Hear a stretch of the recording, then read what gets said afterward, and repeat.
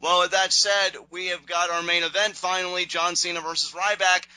Admittedly, my only vested interest in this match was a friendly wager I had with a good friend of mine. Other than that, this is your pretty run-of-the-mill Raw main event. Didn't really care for it too much. I mean, I guess they had some good spots here. Like there was one point where Ryback powerbombed John Cena. Cena, I think, was trying to doing like the 10 punches in the corner, and Ryback just kind of muscled out of it and slammed Cena down.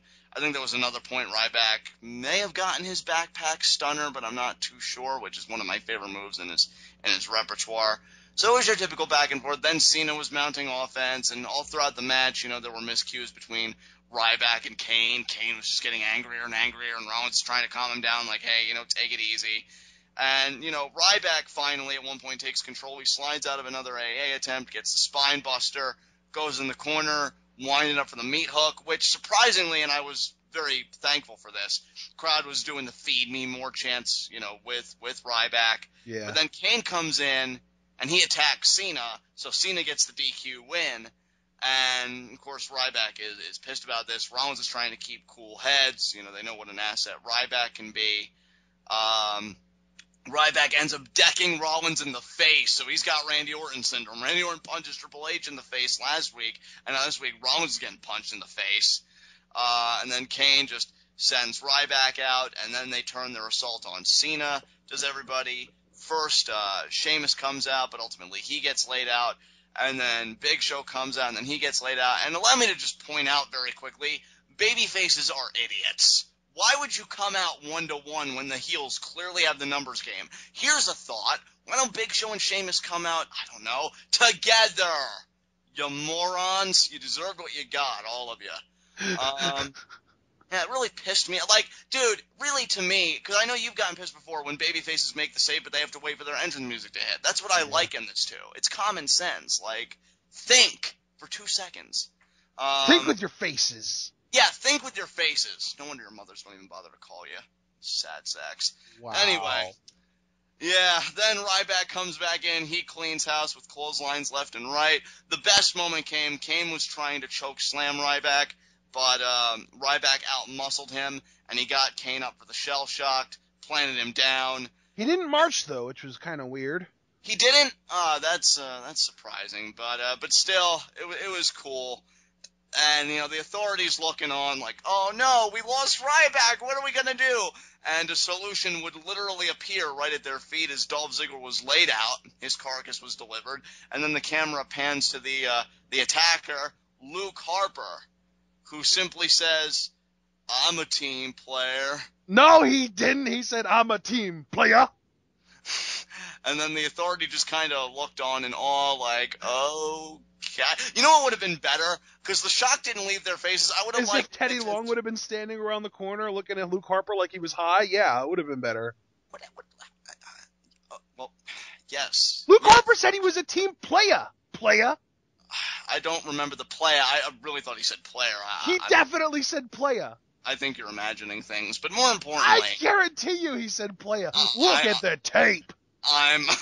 And we will, crazy, but I really think what would have been nice here is if the authority just kind of looked shocked, but then Stephanie kind of gets this slow smile on her face, and then we fade to black, just to show that, yeah, this is the sadistic son of a gun we need on our team.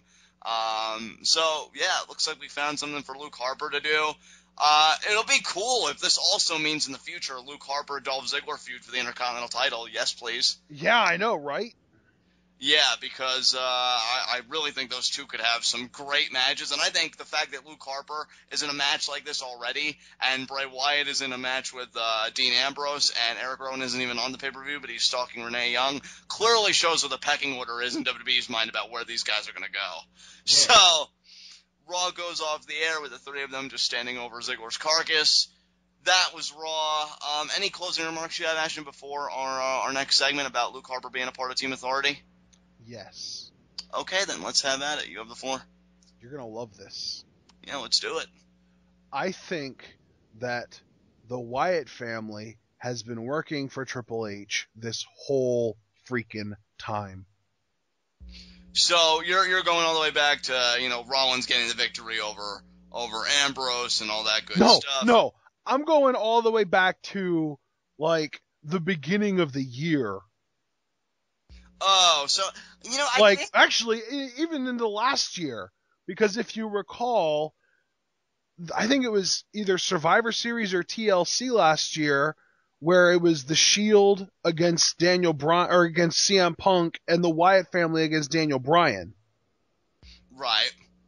Well, who hated Daniel Bryan more than anyone else back then? Oh, yeah, the Authority. Yeah. And then in January, we had Bray Wyatt versus Daniel Bryan one-on-one in a match that Bray Wyatt would actually freaking win to soften up Daniel Bryan for the Authority. Yeah. So fast forward to more recent times, and who was public enemy number one for the Authority? Let's see. Public enemy number one would be Dean Ambrose. Dean freaking Ambrose. So who saved Seth Rollins against Dean freaking Ambrose? Bray Wyatt. Bray freaking Wyatt. Are you kidding me? It's all there. The patterns are all revealing themselves. But yeah. This goes even further, too. Did you know that Bad News Barrett and mainly the rest of the Nexus, the original Nexus, have also been working for the Authority this whole time? What?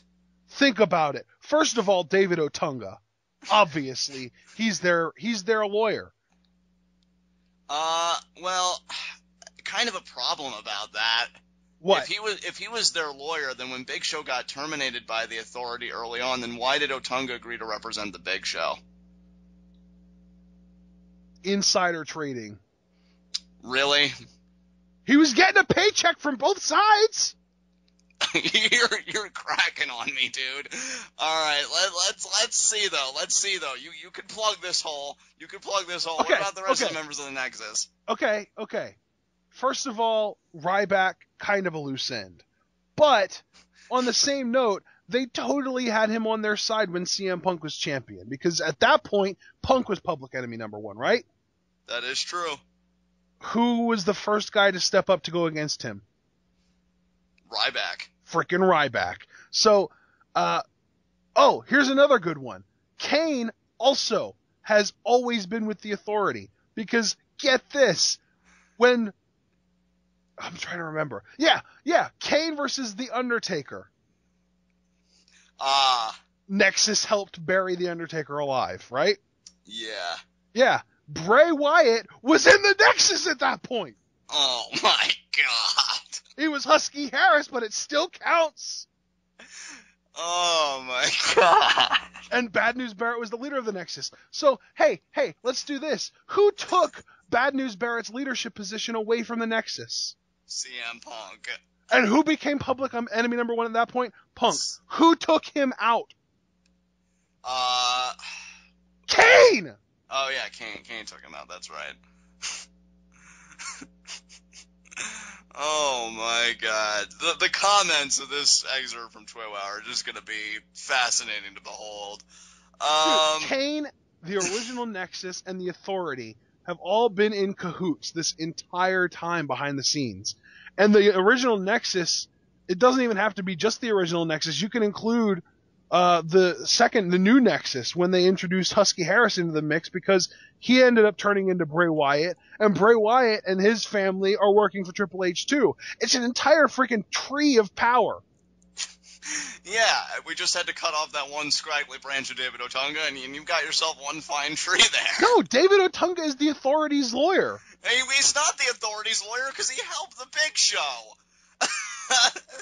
Why would they help the Big Show when they were humiliating him and using him to get their wins for Randy Orton and the like? And then when Big Show wouldn't take any more of the crap, they humiliated him on air again because, they realized, well, we got all we could out of him and now he's being disobedient. And who's the legal counsel the Big Show turns to? David Otunga. Yeah. So there you go. We just cut off the branch, but other than that, I will give it to you. Everything else, I will give to you. But David Otunga, you're wrong. You're wrong. So, still a fine-looking tree, though. Still a fine-looking tree. The original Nexus was also when Triple H decided that Daniel Bryan was a B-plus player. There you go. He cut him from the original Nexus because he showed remorse. Remember? Yeah. That was a Triple H call. Bad News Barrett had nothing to do with that. Be sure you guys join us next episode, too, when we talk about that untraceable pattern in the stock market that'll lead to nothing but higher returns. No, such a crap, obviously. All right. Well, with that said, that was a fun journey, though. You took us all on a ride, and it was only a 5-cent admission, so quite nice. It was only a what? 5-cent admission. So what's that even mean? It shows that you were willing to take us all on this journey all out of the goodness of your heart. It wasn't expensive or pricey, like most amusement parks. Oh. So, quite nice. Quite nice. Okay, I guess. Yeah! So, with that said, our next segment, high spots, low shots. My low shot's Adam Rose. He goes from not even having his undefeated streak acknowledged to having his woes being all that commentary can care to talk about when he's in the ring. So, he loses again to Tyson Kidd, all because of a bunny, so it shows that you shouldn't let pets or other creatures into WWE arenas. And yeah, hopefully though we get the emergence of Leo Kruger, but until then he's just gonna have to trudge through it. Just a bad time to party. Man, I gotta tell you, my low shot's the Authority, because I mean, sure, their team is looking pretty good, but across from them lining up is gonna be John Cena, Sheamus, and the Big Show, and you really don't need anybody else, but they're probably also going to get the Usos on top of that. And, yeah, have fun with that, the Authority.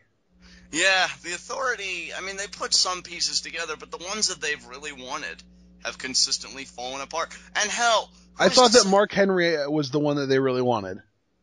Well, Mark Henry and Rusev, which they both got, but remember, they also wanted Randy Orton to swallow his pride. Yeah, and they also did totally want Ryback. Yeah. I mean, they even threw Kane under the bus for Ryback. I mean, come on. I mean, who's to say even that Mark Henry and Rusev will stick around? We don't know that. We've seen that the team that Team Authority has constructed is one of complete impermanence. I mean, the very next week we could see Rusev be like, you know what? Screw you and your attitude humanizing me all the time. Politics does come first. Viva la Putin, and then he just super kicks Triple H in the face. You said, we don't. Yeah.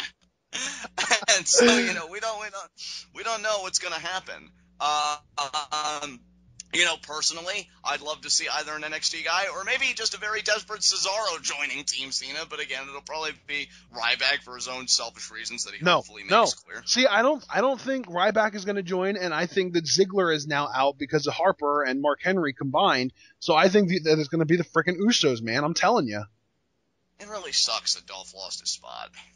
And that's disappointing. Well, potentially lost his spot because it hasn't been confirmed yet. So, with that said, your low shot was the Authority. I agree with you. My low shot was Adam Rose. So that leaves my high spot. And you know what? I'm going to say that my high spot, let me think. I'm going to say that my high spot is, I'm going to say Seth Rollins. Seth Rollins. He won his match, and not only did he win his match, he did the bidding of the Authority by taking Jack Swagger out. Yeah, I can buy into that. So, Seth Rollins now regularly is looking like more of a threat, more of a danger to babyfaces. He's definitely one of the more credible Money in the Bank holders, which I've been saying consistently now with his recent booking. So when he cashes in is going to be a time of great fascination, which I have my own theories about that, which I'll discuss at a later date. Oh boy. As if my theories were crazy enough. I know, right? I mean, I wanted some of what you were having, and I may have OD'd. So there you go. Who is your high spot? Oh, I don't know.